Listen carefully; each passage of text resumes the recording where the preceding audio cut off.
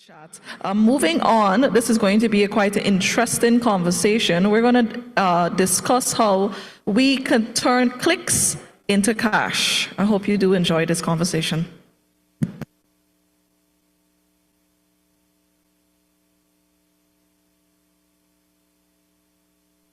Good afternoon, everyone. I was previously introduced. My name is Chanel McPherson. Well, I believe that this is one of the most anticipated panel. And I'm not just saying that because I'm the moderator. It's because this is one of the most asked Caribbean questions. How can we simply earn from doing things that we enjoy doing? And well, for this discussion, we're going to talk about turning clicks into cash, overcoming challenges and advancing monetization for Caribbean content creators. So in this panel, we will highlight the journey towards monetizing online content in the Caribbean, addressing current gaps and challenges, and featuring insights from successful content creators on strategies to navigate these obstacles. So on this panel with me, I have Mr. Kyle Maloney, co-founder and director of Tech Beach Retreat. We also have Ms. Jennifer Prasad Badu, communications professional attached to the Office of the Prime Minister of Guyana. And we have Ms. Karen Rose, founder of Digipreneur and also a content creator. Now, we had conducted a survey to gain some insights from Caribbean content creators on how we can help improve monetization opportunities and provide support in our region.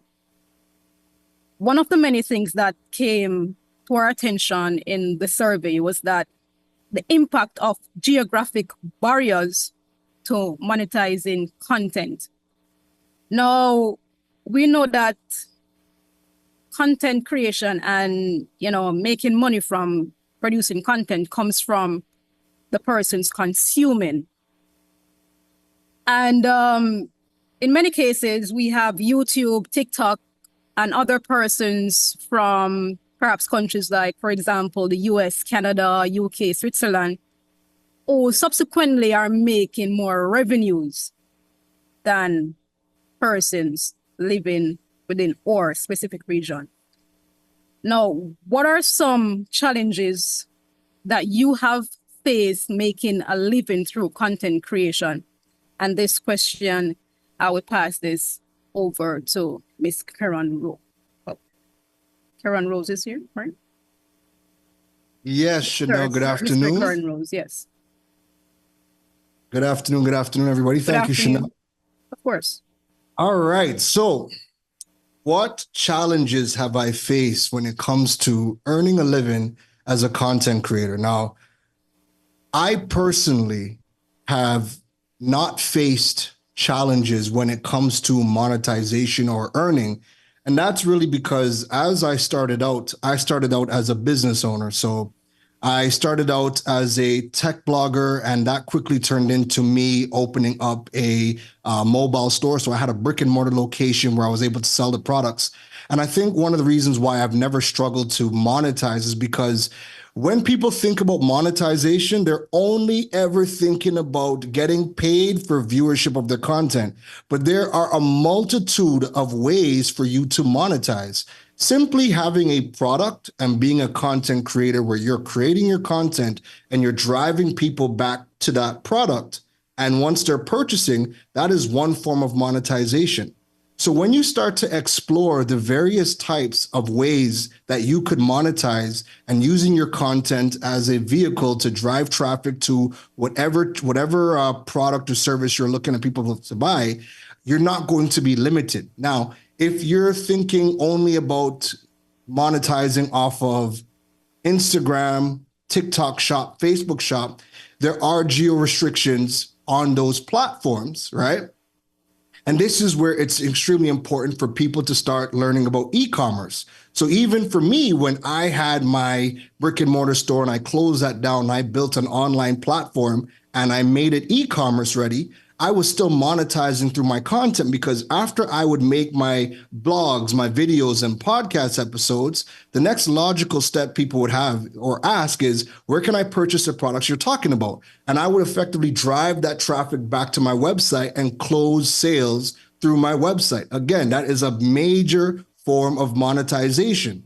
So from monetizing through the products I was selling, it got to a point where the brand that I had built became so big that more business owners were asking, hey, who built your website? How are you selling online? And then they wanted to start doing courses with me. So I started to have workshops teaching other business owners how to build the e-commerce tools so that they could start selling online. That's another form of monetization. So it just kept on building, where all of the monetization streams for me were available from day one. And I was never limited to just trying to monetize YouTube or monetize off of Facebook or Instagram.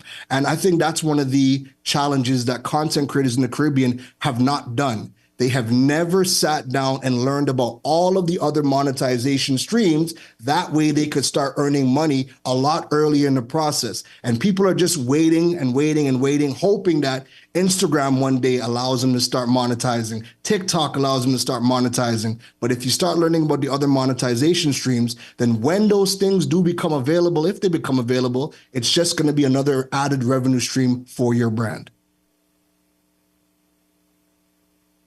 Thank you for that, Mr. Rose. Appreciate that. And I'm going to follow up with you in just a short while on those different avenues, right? But I'll save that thought. I'll follow up with you on that. Now, for you, Mr. Maloney, these barriers that some Caribbean content creators have identified, has it impacted your content creation journey? And, even if it have not impacted your journey, what are some strategies you have been using to, minimize impacts All right. throughout your career? All right. First of all, Chanel, thanks for having me here. I appreciate the opportunity to have this discourse. To be clear, I am not a creator in the way that Karen is. And other creators have really positioned themselves to build a brand around the content that they put out and monetize that in whatever way. Tech Beach is the leading technology convening platform in the Caribbean. We convene the best players globally in technology, having some of the best partnerships with the likes of like Google, Microsoft, TikTok, and we bring these players into the region so that creators, businesses can really leverage these partnerships and benefit from this overall community that we've put together, right? And so the way that I leverage content isn't in that way to see an end monetization from I'm creating this thing to be able to either, like Karen said, sell a product or have brand partnerships in that way. Mine is more around my personal brand identity and people having a perception of me in a certain way that aligns with my overall brand with my company, and then my own personal brand, right? So that is more so in the way that we take it. But to double down on Karen's point, I think we within the region have a sort of short view based on the interactions that I've had with creators overall, whereby the target has always been, hey, let me create this content to work with this brand, and then also just work with this brand in this country, right? So I think the view is short from two perspectives. One is that we think that just because we're from the region, we can't be partnering with global brands. That's a myth. I think if we can begin to have a broader narrative around the content that we create, and we're seeing it a little bit with the entertainment content creators, where they don't say, well, this is funny for Trinidad, but this is funny for the Caribbean. And so you have a wider audience that they're appealing to the Caribbean as a whole, and then the Caribbean diaspora. And so you're seeing that their content and their following really blow up significantly within the entertainment space.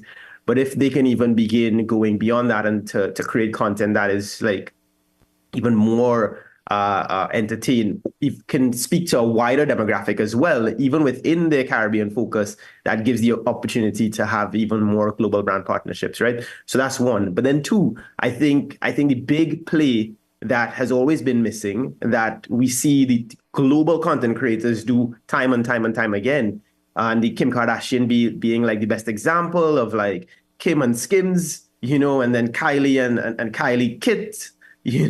I think the biggest opportunity is in the productization of the brand that you've built. And that ultimately needs to be the end goal, not how much views I can get to partner with NCB in Jamaica or Republic in Trinidad or whoever else. It needs to be, we're building this brand so that I now become that conduit for productization, and what products that I can now distribute and sell through my platforms, and not just become a brand partner or brand face and getting a tiny sliver of the value that you're ultimately creating for these brands, Thank you so much for that, Maloney, Mr. Maloney. And we spoke about, being that product for your own brand, right? And this question goes out for Mr. Rose. While we're, in the process of, becoming and promoting the brand and, advancing or monetization, there are some skills and some development that needs to be taken in consideration for us to be better and to become more than what we are currently. Now, as for aspiring content creators, they would like to get started, but they're not quite sure where to start. What skills or knowledge or equipment would you recommend, or can you say that they will need in order to start producing their content, and how can they grow to their fullest potential? So the biggest thing that all content creators need to do is have that paradigm shift and understand that their brand has to be a business, right? If you're just using social media to gain followers, get likes, and just using it for fun, then everybody's going to treat you like you're only doing this for fun, and it's not going to go anywhere, right? Content creators need to understand the business of content. And one of the first things I recommend to every content creator is there's a book called Content Inc. by Joe Pulizzi.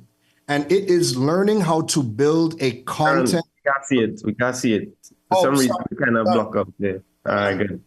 There we go. Wait, no, we still not seeing it. I'm not seeing it. I don't know if anybody else seeing it. Oh my goodness. All right, yeah, I know. Yeah. So Content Inc. I'll try not to move too much. But cool. Content Inc. by Joe Pulizzi is a book, and it's an entire blueprint on how to build a content-first business, utilizing content and learning how to build all of the revenue streams around that content and turning it into a business. If a content creator doesn't understand how to use their content to build a business, then they're never going to make any money. It's never going to be sustainable, right? So forget the equipment, right? You need to understand, how do I build a content-first business? Because the majority of the content creators that you see are only using their phones to shoot their content, right? It's only when they get real big in the dance and they've started to make some dollars, do they start to invest in things like a DJI Pocket or a DSLR and whatever other fancy tools that are available. But the majority of content creators are just using their phones to create content. So you can start with just your phone. The most important piece of equipment is to try to get yourself a nice little microphone, because even if the video quality is not the greatest, we could still watch okay video, but we can't listen to you if your audio is not good. So any type of microphone will definitely go a long way.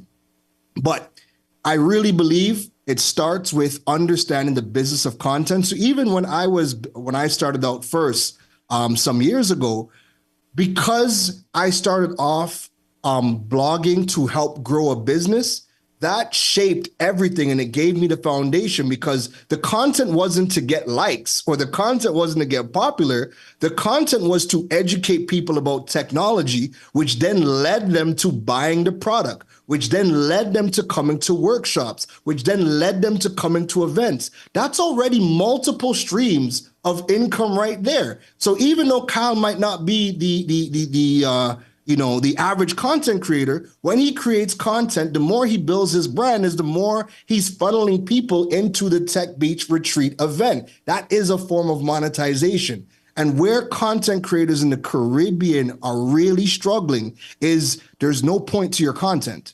There's no end result to your content. The whole entire goal for them is just popularity.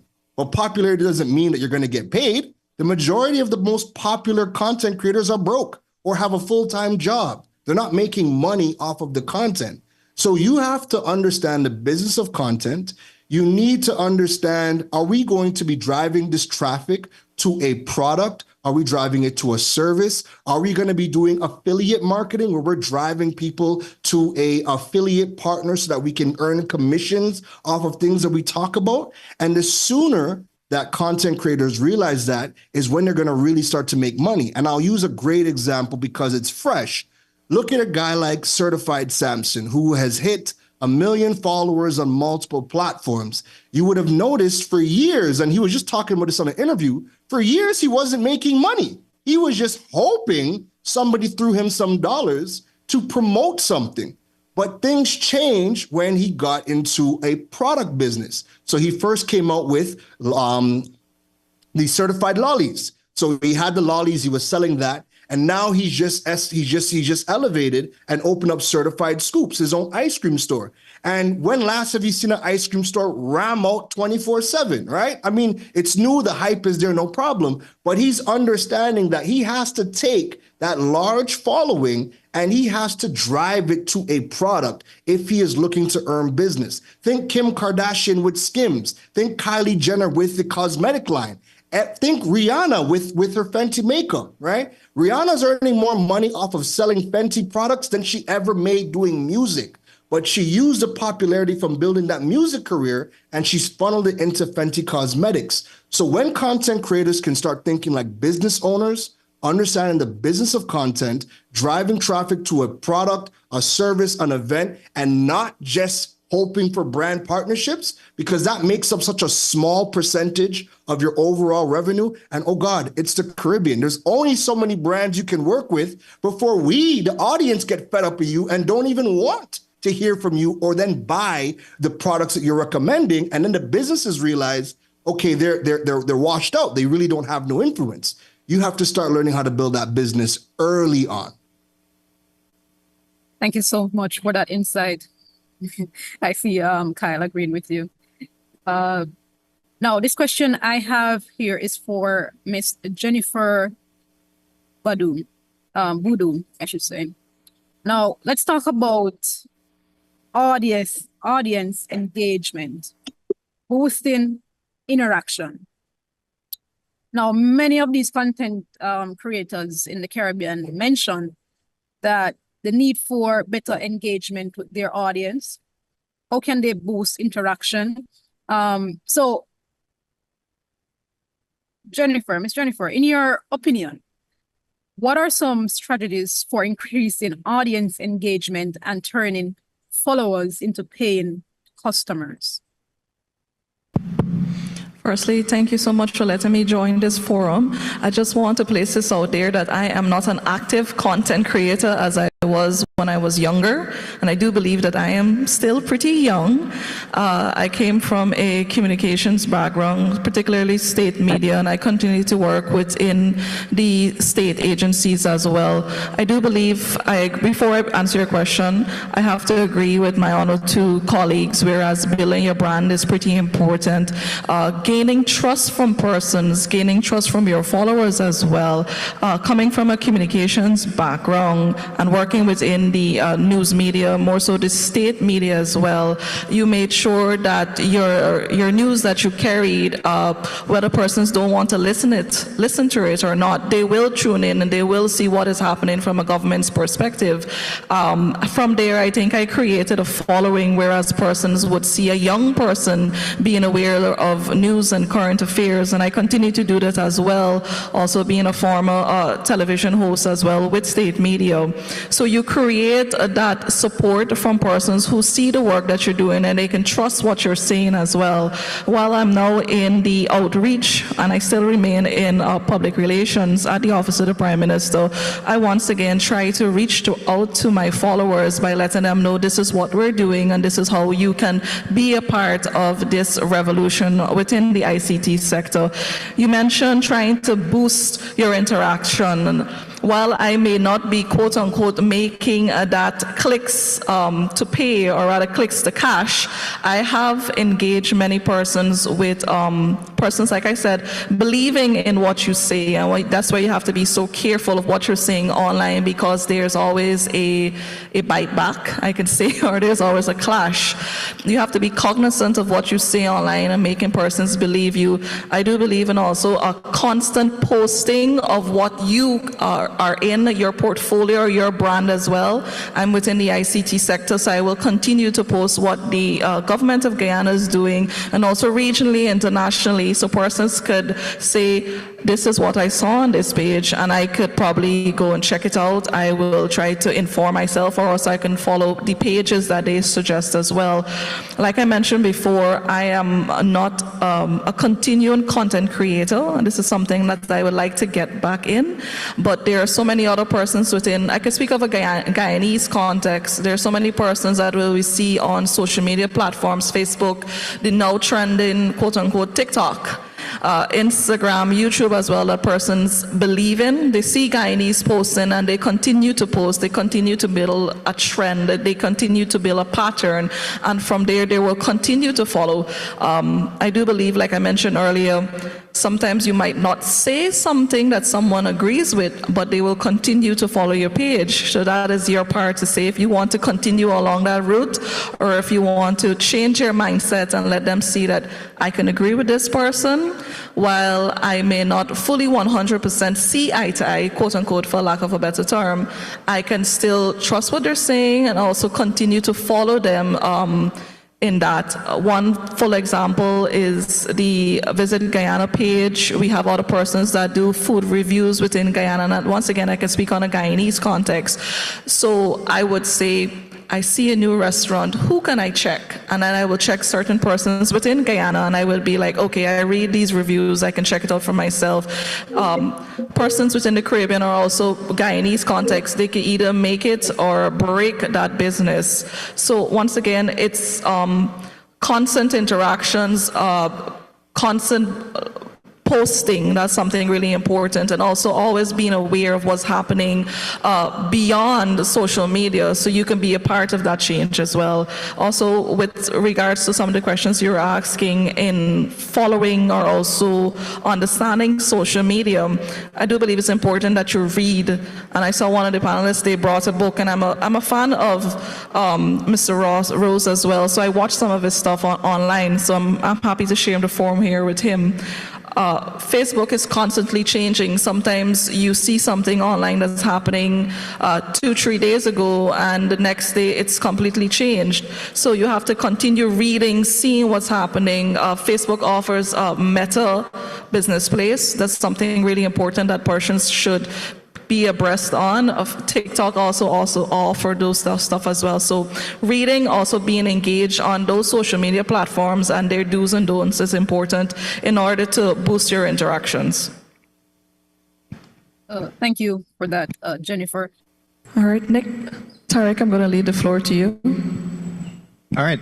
Thanks, everyone, and thanks to all the panelists. This is some very good discussions that we had here. So I've been following Karan's content for a while now as well.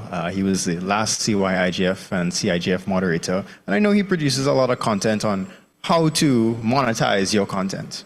Now, in the Caribbean in particular, when we look at the providers, so we've heard a lot from the creators. When we look at the provider's point of view, so YouTube, Meta, TikTok, their typical affiliate programs or the ways to monetize their content is not so much covered in the Caribbean. Not at all, I think. I could be wrong. There may be some countries that do have it. But if it is that we had to, say, take an output from this forum that we could then ask, say, the CTU or other agencies that might be here to take forward to these providers, what would be, you know, the next steps, or what would be the focal points that you, the content creators, would really like to be taken out of this discussion to, you know, better, one, promote the content creation in the Caribbean, two, support the whole monetization and, you know, having that income stream or having that job in content creation. So yeah, I just want to put that out to the panelists. Thank you very much.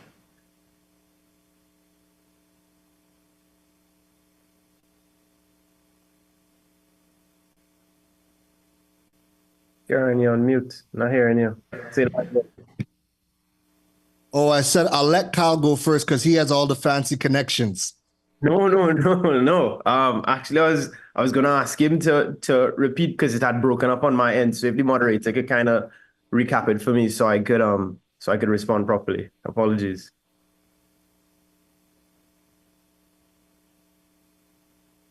Chanel, you there? Yes, Tariq. Hi, so thanks again. Sorry about the technical problems. Yeah, so if we had to take, you know, a step of actions or understand, well, what would be the next steps, understanding that there are gaps in the whole monetizing of Caribbean content from the provider's point of view, so that's, say, YouTube, Meta, TikTok as examples, what would be the actions that you would want to see the regulators or intergovernmental agencies like CTU take coming out of this forum? Oh, okay.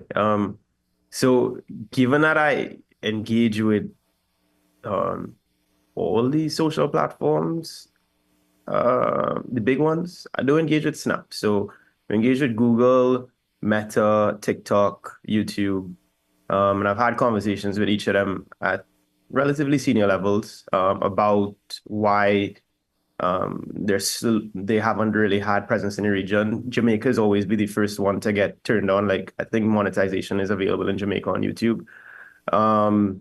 Is really visibility, right? And presence, like, and we don't have visibility in the face of a lot of these brands. And we're a small region. When they just like begin to like do their planning, they just look and ask themselves, like, where is the big populations? Let's make sure we go there. Turn on monetization as quickly as possible because we're trying to make the most money as possible. And so when the biggest English-speaking country only has 2.8 million people or something, and then Trinidad is the next with 1.45, depending on how much immigrants you count, right? Documented or undocumented.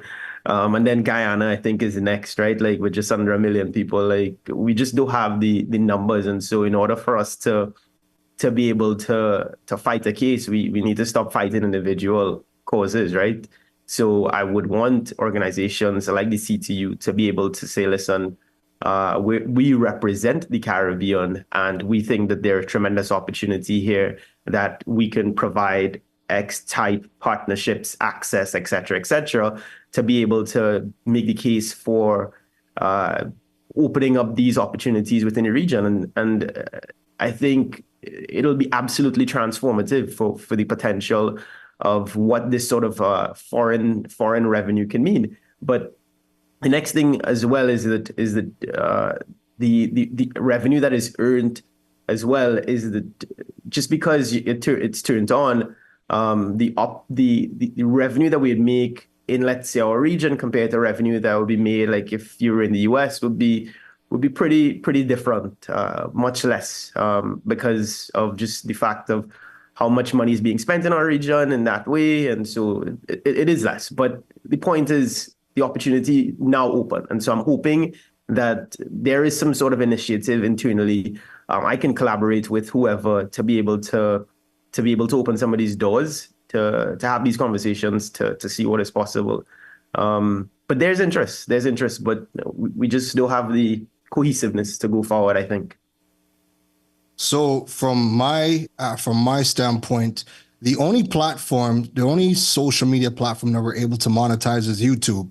So I actually have a video on my YouTube channel with a content creator by the name of Devon X Scott. And we did a 1 hour breakdown where we actually logged into his backend and we went through all the different parameters to set up your accounts, what you need to even qualify. Because most people that are asking about monetization don't even qualify. Like just not about an hour ago, I posted on my own Instagram. I'm like, I'm almost at the qualifying levels to monetize from my YouTube channel, right? And if you don't know, to monetize on YouTube, you need 4,000 watch hours within 365 days, and you need to have 1,000 subscribers, right? The kicker is having the 4,000 hours within 365 days. So every day you're either gaining or you're losing if the old views are dropping off in that 1 year period. And we go through the entire process and we show how much money Devon is making from his YouTube views. And we go through the cost per clicks, all of that stuff. So I have that video on my YouTube channel. Just look for my name and Devon X Scott. Now, even when we went through that whole entire thing, Devon was breaking down that YouTube is still not even his biggest earner when it comes to creating content. He really earns his money off of affiliate marketing and then also off of his services. So for me, what I want to take away from this conversation is we need to start creating some classes where we can teach the content creators the business of content. Because the conversation of constantly monetizing social media, the only people who are running that down are the people who don't understand the 20 other ways to monetize. For me, this is one of the last pieces of monetization that I'm going to add to my entire repertoire because I'm monetizing in a million other ways. I'm already being booked, flown out to speak, do workshops, do conferences. I have affiliate marketing. So I'm making, like, as we were talking about, me and Kyle were just joking in the chat. He just bought the book that I recommended, Content Inc. And I was too late on the draw to drop my affiliate link in the chat. But if he used my affiliate link, I would have just earned commission off of that. So when you start to understand the other ways, are we going to get into drop shipping? Are we going to get into white labeling? Are we going to get into opening up membership courses? When you start to learn all the other ways of monetization, then you're never worried about getting paid from YouTube or Instagram or Facebook because those things still pale in comparison to all of the other mechanisms that you can get paid. And as a content creator, you should be looking at your revenue streams like a gigantic pie. You should want to have multiple digital streams coming in. And if you want an idea if you want a quick idea as to what those streams are, if you actually just Google my name, Karen Rose, and how do content creators make money, I've written articles about it in Newsday in Trinidad, in Jamaica Observer, on my website, podcast episodes. And then again, you can always get the Content Inc.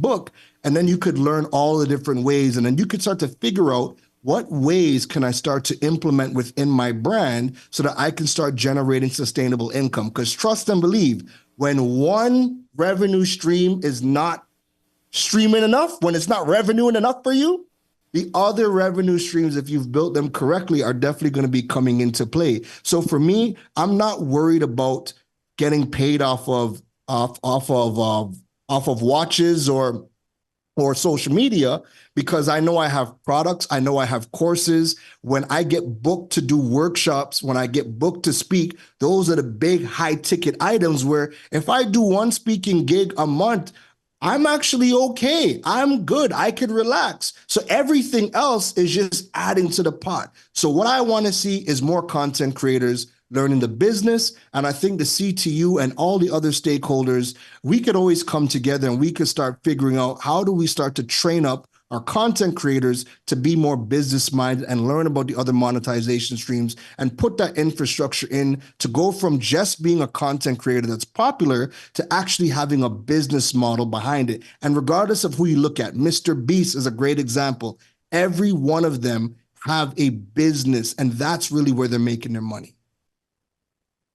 Yeah, just to add quickly to what Karen is saying, one thing you don't hear about as much until you're in the content creator community is how much they cry about when the algorithms change. And you was making money 1 month and then next month you're like broke and you're like, what the hell is going on? You're calling YouTube, you're calling TikTok, you're calling your friends, you're calling wherever, and you're like, why is this stuff not going viral anymore? Or why did the same content pay me less? And you're like, what the hell to do? You know, like you don't hear about that, right? Like, because you only focused on the top cream tier, the top 0.1% of the creators, that it is in the incentive of the platforms to ensure that their content continues to produce well, while the vast majority of everybody else is just like slave to the algorithm and they kind of don't care, you know, like you figure it out, right? You know, and so when that happens, your income that was tens of thousands 1 month go to like near nothing, and you don't hear about that cycle unless you're within the circle, you know, and so that when that happens to you is when you realize you're like, oh my God, I was too much trying to get my revenue from this one source. I need to diversify, when that should have just been the play in the first place, you know? Yeah. Thank you for answering that question, gentlemen. Very, very good recommendation and insights. Do we have any more questions from our audience that are there on the ground or online?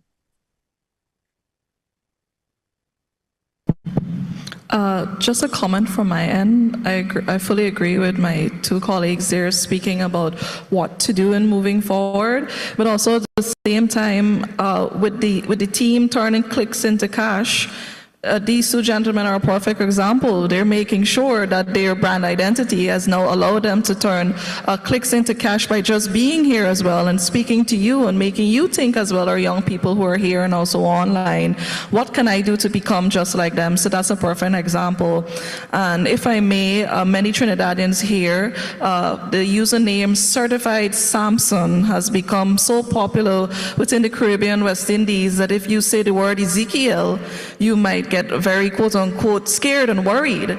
That young man has now created a business because of what he has done on social media, and according to him, he did so because he wanted to have fun, he was consistent, and he just wanted to show that he has a love or a natural talent for acting and also social media as well. So while it's important to monetize, it's also important to continue to build your brand as a person, and it's important as well to not, for the lack of a better term, not be burnt out, because social media and also, or rather the internet, has that effect on you as well. And that's my closing comment for my discussion.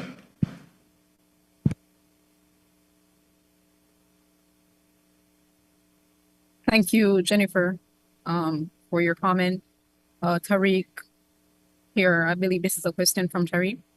As content creators, what can you all do to protect your intellectual property rights of the content you create and leverage your unique Caribbean content and experience to monetize your content? I believe that's the question from Tariq.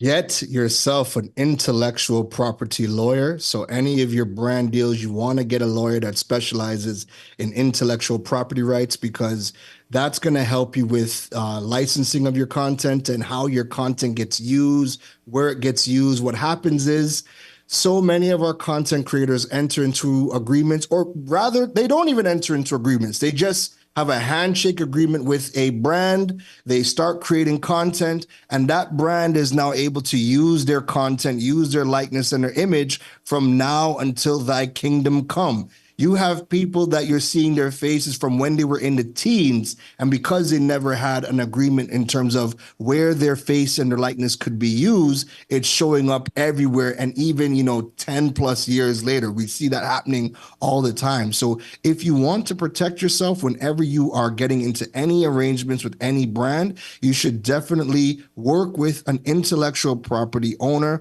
whether they're the ones helping you create your contracts to work with brands, or if a brand is giving you the contract, you want to then send that over to somebody that specializes in IP, have them vetted so that they can now protect your best interests, and you know exactly where your content is going to be used, how it's going to be used, how long it's going to be used. Because when brands want to start to utilize your content outside of the parameters, you can also make additional money. So you don't want to leave money on the table just because you had a handshake agreement and you were just happy to work with the brand. So your intellectual property lawyers are going to be your best friends as a content creator.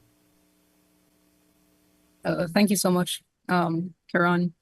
And as we're about to wrap up, if you guys have any more questions, you guys can post it in the chat, and our panelists will be happy to answer that for you.